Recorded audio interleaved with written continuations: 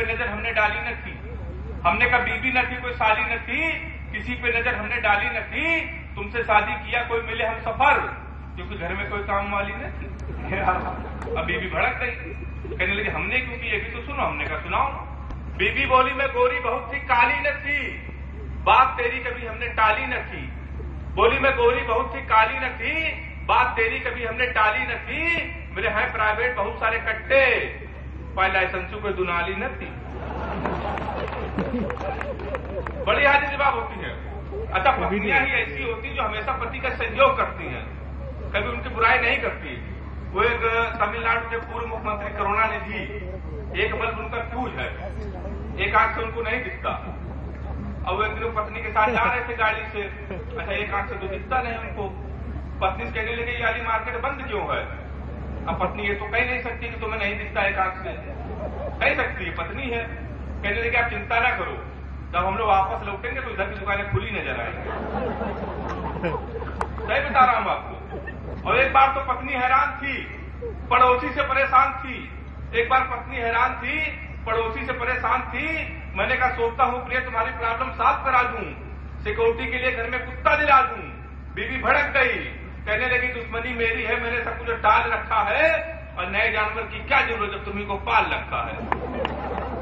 हालांकि बात मेरे ऊपर लागू नहीं होती, ये बात मैं होने वाली पत्नी के बारे में बता रहा था, क्योंकि मैं अभी तक कुंवारा हूं। हालांकि बड़े बड़े दिग्गज कुंवारे हैं, हमारे पूर्व प्रधानमंत्री जी कुंवारे हैं, और पूर्व मुख्यमंत्री जी कुंवारी हैं। हमारी शादी तय हो जाएगी अगले साल, माननीय मुख्यमंत्री जी की शादी कभी नहीं होगी। आप ही लोग बताओ, सारा प्रदेश जिसको बहन जी कहेगा उससे करेगा कोई शादी? ताली बजा दीजिए जोरदार एक बार आप। नहीं, ऐसा नहीं कि रिश्ते नहीं आते, हमारे रिश्ते आते हैं। खास कवियों की शादी थोड़ा देर में होती है। रिश्ता आया, अब लड़की की माँ ने हमारी माँ से पूछा लड़का क्या करता है। हमारी माँ ने कहा कवि। बोले इनके पिताजी क्या करते हैं? बोले वो भी कवि। बोले उनके पिताजी? बोले वो भी कवि। बोली के घर में कोई इंसान नहीं है। रिश्ता लौट गया। एक महीने बाद फिर एक रिश्ता आया, फिर लड़की की माँ ने पूछा लड़का, हमारी माँ ने कहा कवि। बोली शादी मंजूर। अच्छा, हमारी माँ ने सोचा कवि के नाम से कई रिश्ते लौट गए थे, मान कैसे गए? हमारी माँ ने पूछ लिया कि हमारा लड़का कवि है, आपको मंजूर कैसे? तो बोली नहीं, जोड़ी बहुत अच्छी रहेगी, आपका लड़का कवि है, हमारी लड़की पागल है। सही बता रहा हूं आपको। तो हमको पिताजी से पूछना पड़ा। अच्छा, हमने बड़े भाई से पूछा शादी। बोले शादी तुम्हें बहुत मुश्किल है। हमने कहा क्यों? बोले जिस लड़की से तुम्हारी शादी की बात चल रही अभी तक कुंवारी है, जो अब तक किसी की नहीं हुई, तुम्हारी क्या होगी? तो हमने अब किससे पूछा? हमको पिताजी से पूछना पड़ा कि हमने बापू से पूछा होने वाली बीबी का नाम। हमने बापू से पूछा होने वाली बीबी का नाम, तो बोले मुन्नी बदनाम। हमने बापू से पूछा होने वाली बीबी का नाम, वो बोले मुन्नी बदनाम। हमने कहा ये भी कोई नाम? पूरी झंडू का। वो बोले तू भी कौन सा दूध का धुला है, न जाने कितनों के प्यार में घुला है। तुम दोनों एक दूसरे के साथ ईमानदारी के साथ निभाना, वो अगर झंडू बाम है तुम आटो मास बन जाना। और मुझे मालूम है तो कितनों पे मरता है, फिर भी बदनामी से डरता है। वे की पंक्तियां देखें और छोटे से कलमकार को आशीर्वाद दे। बोले मुझे मालूम है तो कितनों पे मरता है, फिर भी बदनामी से डरता है। और सच तो ये है कि जहां चैनलों में सीधा जबान होती है, मुन्नी खुलेआम बदनाम होती है। देश की अस्मिता का चीर रण जहां सरेआम होता है, वहां केवल मुन्नी नहीं सारा देश बदनाम होता है। सारा देश बदनाम होता है, सारा देश बदनाम होता है। आपने इस व्यंग को सराहा। एक व्यंग, इस व्यंग ने मेरी पहचान हिंदुस्तान में थोड़ी बहुत बनाई है, पढ़ना चाहता हूं। मित्रों, मैंने तुलना की है मच्छर और इंसान की। अगर आपको लगे इस छोटे से कवि की तुलना पूरे हिंदुस्तान की तुलना हो सकती है, आपके दिल की बात है, तो पहली बार यहां पर आया हूं, पूरा प्यार और पूरा आशीर्वाद मिलना चाहिए।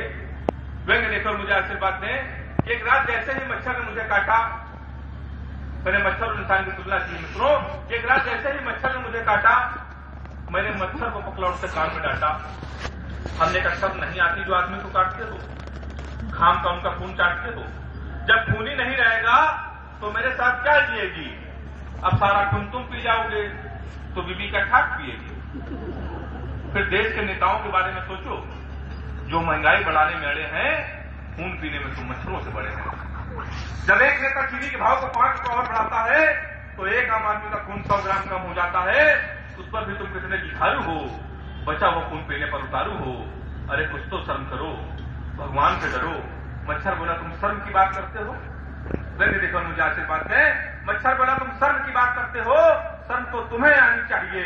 और अरे मेरे जीवन दाता, तुमने कभी सुना है मच्छर ने मच्छर को काटा? अरे मेरे जीवन दाता, तुमने कभी सुना है मच्छर ने मच्छर को काटा? पर तुम तो आदमी हो के आदमी को काटते हो, देश को टुकड़ों में बांटते हो। क्या बात। तुम तो आदमी हो के आदमी को काटते हो, देश को टुकड़ों में बांटते हो। मैंने मंदिर और मस्जिद को लड़ाया नहीं, किसी छप्पर को मैंने जलाया नहीं, मेरे द्वारा किसी नारी की चूड़ी नहीं टूटी, किसी अबला की मैंने इज्जत नहीं लूटी। और इन पंक्तियों में तालियों को महोत्सव देखो मुझे विदा करें कि मेरे द्वारा किसी नारी की चूड़ी नहीं टूटी, किसी अबला की मैंने इज्जत नहीं लूटी, मेरे द्वारा नहीं हुआ किसी धर्म या जाति का अपमान। काटते समय मैंने यह नहीं देखा वह हिंदू है या मुसलमान। क्या बात है, क्या बात है। काटते समय मैंने यह नहीं देखा वह हिंदू है या मुसलमान। और ये माना कि दूध का जला हूं, मच्छर हूं भाई साहब, पर तुम इंसानों से भला हूं, तुम इंसानों से भला। क्या बात है, क्या